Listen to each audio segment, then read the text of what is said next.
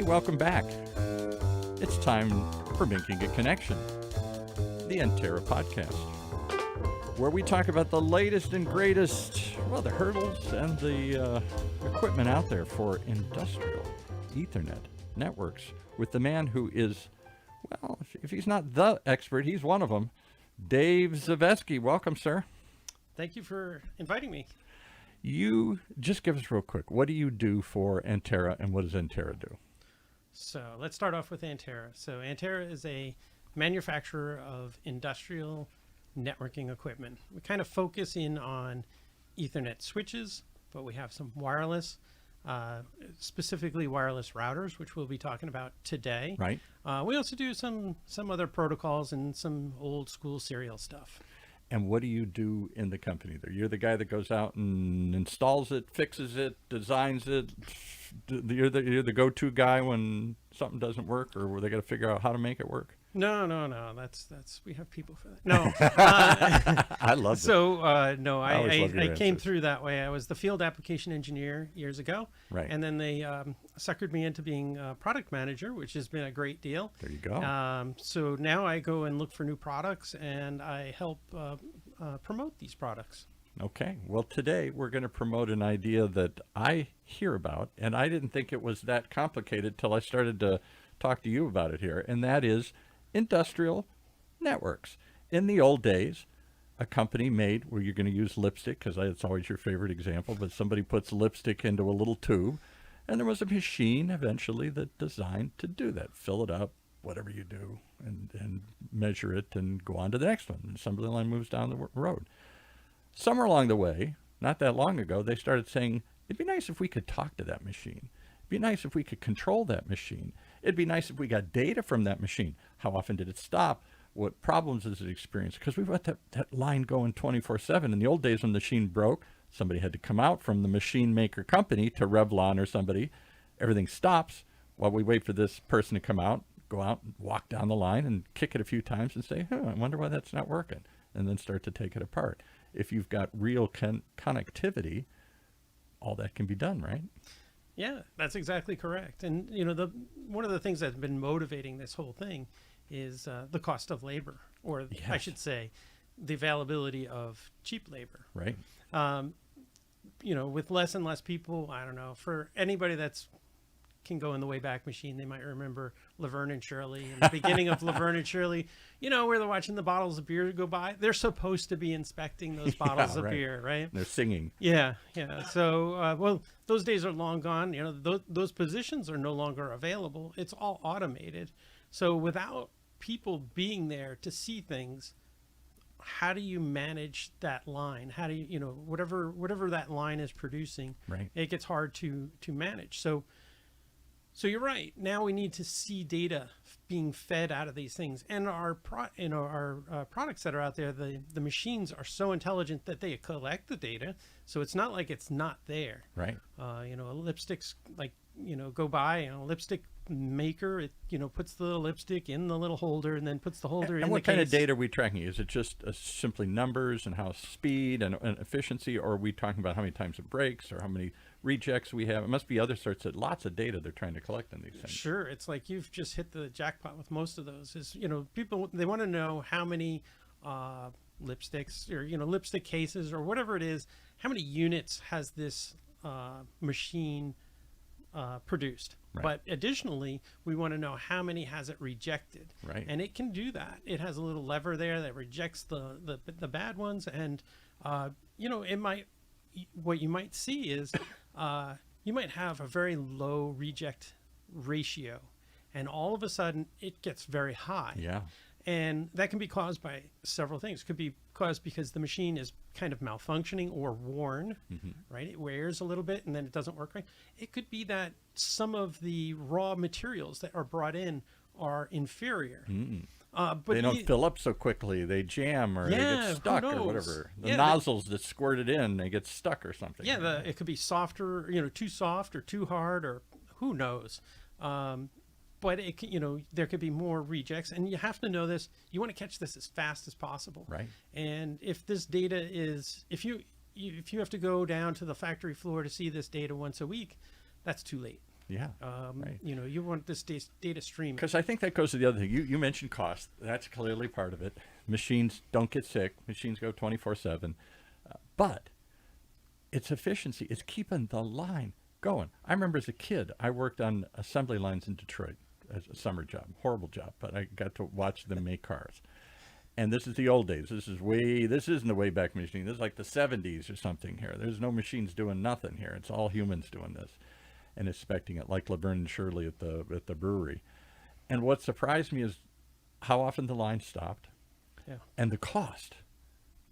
I mean, when that line stopped, everybody's idle, things aren't happening, things back up, trucks are arriving, they got to sit longer, shipments don't go out. I mean, it was a chain reaction, and they would do anything to keep the line going, even if they had to work around a problem and just trying to keep it going. So that idea of going constantly for many products is critical. It's not just the cost of keeping it going, it's the fact that you got to keep it going. It can't jam, it can't break, it can't stop. Right.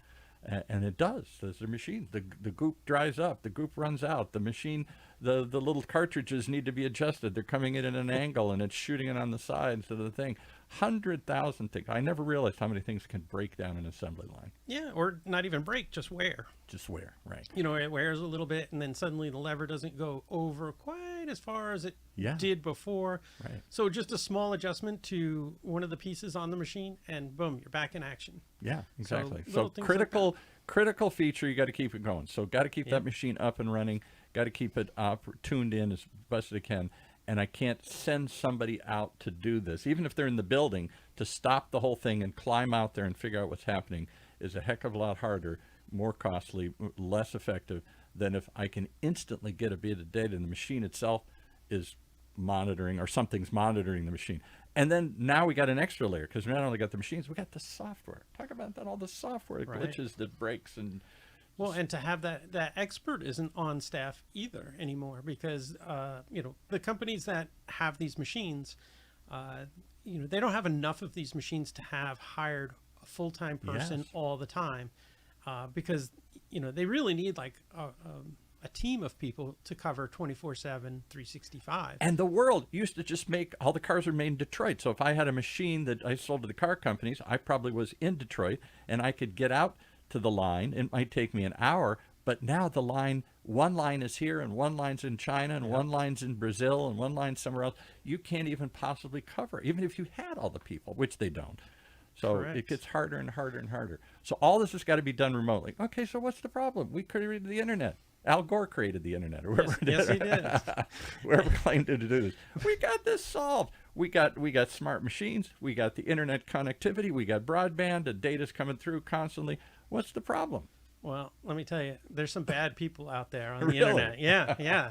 And they want to do some bad things. So what we've done to keep them at bay is to put up firewalls. Yep. So we stopped them with firewalls. But guess what? We also stopped getting access to all of our stuff that's also in there. That's what I never thought of. So the firewall's not just blocking the bad guy who wants to go in and steal your data or ruin your machine or whatever they want to do. You got to get in there. So how do I let you in and not the bad guy in? So that's kind of a trick. So we want to create just like a pinhole through there and only allow one person through, or, allowing a person through. So we create what we call a VPN, a virtual private network. Right.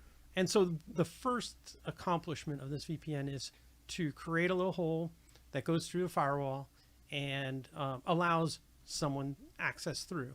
Now, it prevents just anybody from going through that VPN, because you have to put credentials in and you have to log in before you're allowed on the other end of that tunnel, let's say. Right. So that kind of protects the that keeps the firewall in place. It keeps it effective. It doesn't just leave a hole for everybody to walk through. So that's one thing. But the second thing it also does is it encrypts the data from end to end. Talk about that, because we were talking before the show, and I was saying, I want to understand this. Okay, so is it just access in, don't let the bad guys in, but let me in? And you said, okay, you're in, but now you got to pull this data, and you want to send it to where somebody's remotely monitoring this. Somebody's remotely collecting tons of data. We live in a world of big data. It's like a fire hose of data. These machines are collecting so much stuff I can't even comprehend. I'm not even sure the companies know what to do with all the data that they're collecting and how to analyze and do it. but this data is they're going in, and the data is coming back up through that same hole. And the minute it enters the internet, again, access to everybody. Yeah, if it was not encrypted, that data, as it flows through the internet, anybody could see it. Right. You could pick it up and see it. And so they could steal that data and use it for something. But it's even worse than that, because what if they don't take your data and use it? What if they just change it and let it keep going? I never thought of that. Do you think, would your evil competitors do that with somebody else? And I guess they would in today's world here. You know, I think actually our competitors are all pretty decent people. You know, it's not our competitors. It's just, you know, there are entities on the internet that there's a group of people that just want to have fun. And I wasn't suggesting specifically your company's competitors, but I'm, you know, the company, my competitors, whatever it is, there are people out there. And like you said, there are people that just want to do the screw around with this stuff for whatever kick that gets them here, or sell it.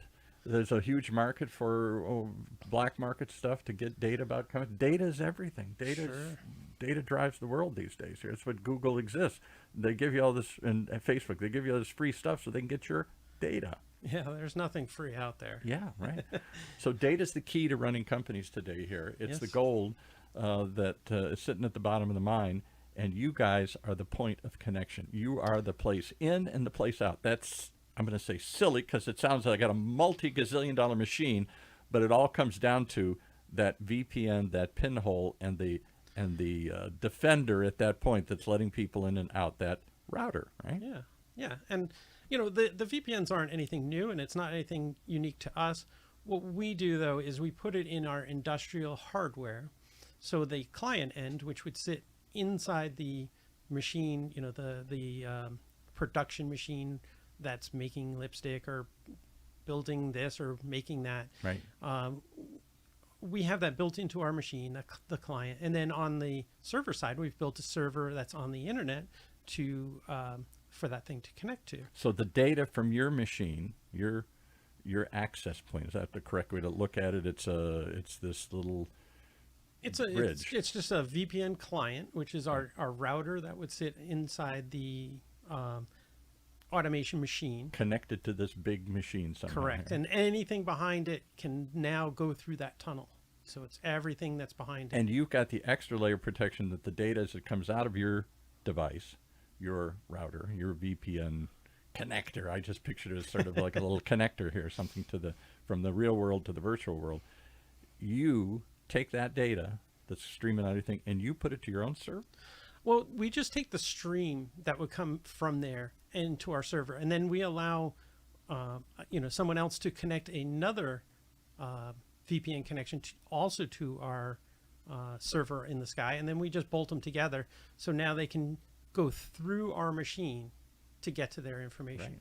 Right. Well, that is that something everybody does, or is that something unique to? It's not that unique. It's just the fact is that, well, reasons that we do it the way we are doing it is, one, it makes a very economical solution. Mm-hmm. If you have your own full IT, you know, it's running to your server in the building somewhere. Yeah, they can do this, right? You know, they can do this on their own. But most of our customers that are building these machines, they don't work for large corporations. The large corporations purchase the machine from them. Right. And since the large corporation doesn't know how to configure them or fix them, they leave it up to these smaller companies that build them to do that. And they're running lean and mean. They may not have the team to go out and do this stuff. Exactly. Here. And since they're all over the place, these guys need access to them to fix them, mostly. So here's the other thing that surprises me on what you're saying. You think, I'm sorry, we're picking on Revlon, but we're using lipstick or somebody like that. Sure, I'll say Revlon. Don't get offended, Revlon. We're giving you a free ad here. But somebody like that's got this big company, multi-billion-dollar company. They bought a bunch of these big, expensive machines. Somebody sets them up and programs them, and then you've got to connect to these things and send them. Are these machines all just on the same standard? They're all just the same connectors and the same hookups? Or is it everyone is a unique piece of equipment and they don't have the same standards and the same protocols and the same, all this other geek speak of how stuff connects? Is every one a challenge to connect to, or have they kind of got it all dialed in and they all sort of look the same? Like I plug in my computer at home here and they all kind of look the same. Well, it's kind of like your computer at home. They're all built on the same standard. But if you walk into somebody else's home, does their computer look like your computer? Probably not. Well, particularly if they built their computer. A lot of this stuff's got to be either legacy, it's really old, been around for a while now, or it was customized. It was for them. It's not an off-the-shelf piece of equipment that they just bought and slapped onto their assembly line here. Exactly correct. Let's keep going with the cosmetics. If you go through a cosmetics line, and I haven't been down the cosmetics aisle in quite a while. Come on, tell the truth. I'm not going to admit anything, but everything's a different shape, right? Yeah. Everything's a different shape and style. So the machines that put them together need to be slightly different, and that's a tailoring that's done to each one of these things. And every company wants it done slightly different. Right. So they are quite unique machines, and that's why they wouldn't really hire somebody in-house on staff all the time. They would just have that machine manufacturer handle that machine, and they may have 1,000 machines in their company, and they probably are working with maybe 100 different machine manufacturers. Wow. Yeah. So they all need access to their own machines. And here's what else surprises me. So we're not just the machine manufacturers. The big companies like Revlon have pretty much, as I'm told, maybe I'm overstating this, have kind of reduced, I won't say gutted, but they've shrunk their IT staffs. They used to have, in the old days when this all started, they had their own servers and their own IT people, and they handled all this stuff, and they set it up, and they ran it, and they managed it, and there was a big room somewhere with these overheated machines somewhere. Even here at the university, we're at UCI's Applied Innovation Center. That's now up in the sky somewhere, up in the cloud. It's not in the building anymore, and that means there aren't people in the building anymore. There is a guy, but there's a guy. There is a guy. Yeah. Everybody has a guy. Everybody has a guy, but can that guy get there and watch all this? No, they're relying on outside. They've managed services, as they call it. Somebody else is managing this service in the cloud somewhere, some other part of the world here. So that means there's less IT people. That machine malfunctions. That machine stops. That machine breaks. The first calls used to be to your IT guy, go out and fix our machine. Now it's to the manufacturer, come and fix your machine. And they're like, and then they got the pointing fingers exercise. My machine's fine. It's that router that stinks, or that internet that stinks, or whatever. There's all kinds of finger pointing for sure. Yeah. Everywhere. But the machine manufacturers, they know their machines really well, and if they can get access to them, typically they can fix them very quickly, or determine what may be the problem. Is it a quality, a raw materials quality issue, right, or is it a wearing issue? Is it software issue? Is it a connection issue? Yeah, and they've been doing it for years and years and years. They know it all. They know the symptoms of what is happening. We've seen this before. That Yeah. happens with it. All right, last question, and we're going to give you a couple of technical questions here. So on this long chain, this daisy chain, I picture the old Christmas tree lights when I was a kid. One goes out, the whole thing goes out. A long daisy chain of all these things hooked together, linked together, now around the world. A machine to the internet, to some software that's sitting somewhere else, to remote monitoring, all these types of, and interfacing with other machines, and quite a complex labyrinth of stuff all woven together here. You guys keep telling me, and it never occurred to me, that probably the last piece of equipment they ever thought about or planned about or even thought about was that router, the simple thing that connects it. That's let's just go to Best Buy and get one of those. Let's go down and get a regular, maybe that's an exaggeration, but let's just get something simple and cheap and find that. That's the least of our worries. That may be the biggest point, because that any system is only as good as its weakest link. Correct. Yes, and that is indeed true with industrial networking. If you ever look at industrial networking prices, you might want to be sitting down when you do that, because they are high. But the fact of the matter is that the mean time between failure is way high, and they're meant to work in extreme temperatures. and you just don't see that from commercial grade Greasy stuff. environments, dirty environments, Yeah. cold environments, severe environments, extreme environments with backups upon backups. I mean, you guys have all sorts of stuff built into these things, not just to harden them, but to make sure that that little link isn't the problem. Correct. Yeah. And every part in that, the machine that builds the little Revlon cases or whatever it is, every piece is of that quality. And so Yeah. we can't be that weak link. Yeah, We right, need to exactly. be up to those standards. That's a good point. Just because you are the simple part of the system in their mind, just the router, plug it in, let's go.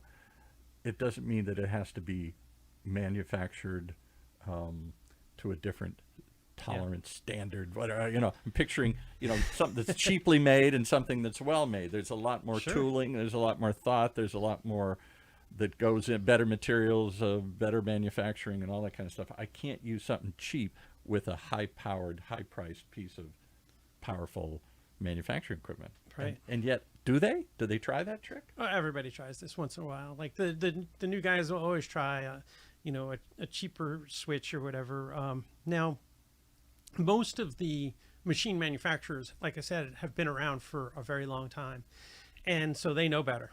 Yeah. And so Don't go there. Don't give me that cheap wire. Don't give me that cheap switch. and Give they me have certain standards that they stick to, and that assures that the whole machine, when it's done, is of good quality. Yeah. Well, that's what you want to be. You want to match. I never thought of it, but you've got to match the quality. These machines must cost a ton of money. Crazy money. Yeah. The thing that sticks the little goop in the Revlon machine, I can't imagine what that is, but No, it's got to be they're- millions and millions and millions of Yeah, dollars. they're millions of dollars, Wow. but they make so much. Yeah. And they last so long, and they do things, and they give you all the data and everything you're looking for. Well, your job is to keep that data flowing. And I wonder, when they lay these systems out, do they bring you guys in early or they bring you guys in last? We're one of the last usually. Yeah, that's sad. That's sad. We got it all laid Yeah. out. Now let's just figure out how to hook it up to the We're internet. we're the coat of paint you put on at the end. Yeah, right.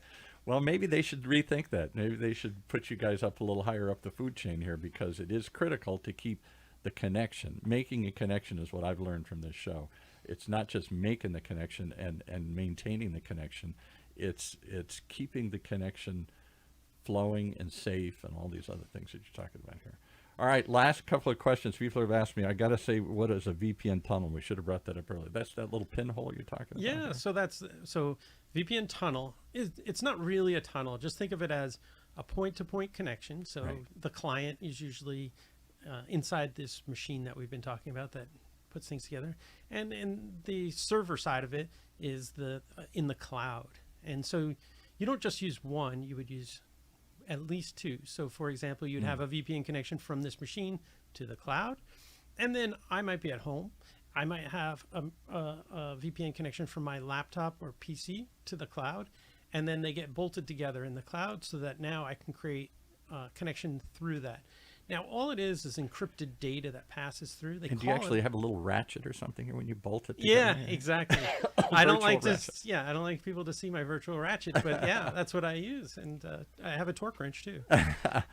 Well, because that was where I was heading with this is, I again, not to go too far down the rabbit hole, but just as people are hearing this and considering what we got to do to set this up, it isn't just one way in.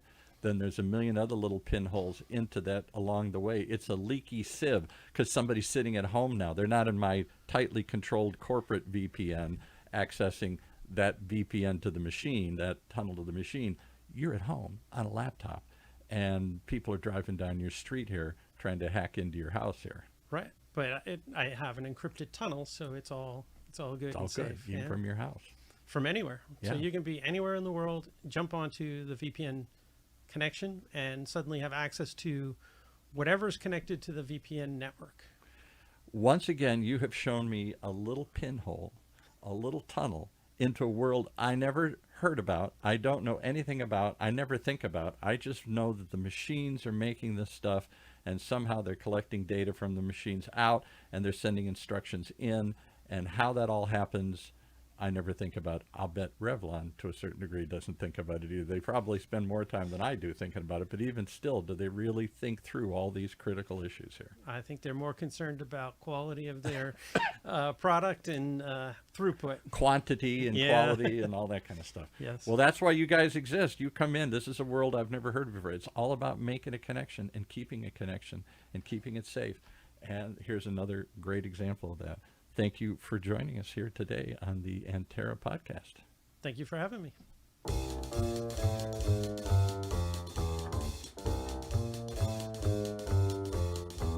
Well, there you have it. Be sure and come back and hear more, because we go way down the rabbit hole into those tiny little connections that most people don't even think about. All in the hope of making a connection. Here on the Antaira podcast, streaming live from the University of California, Irvine's Beale Applied Innovation Center. Okay. That's how we do it.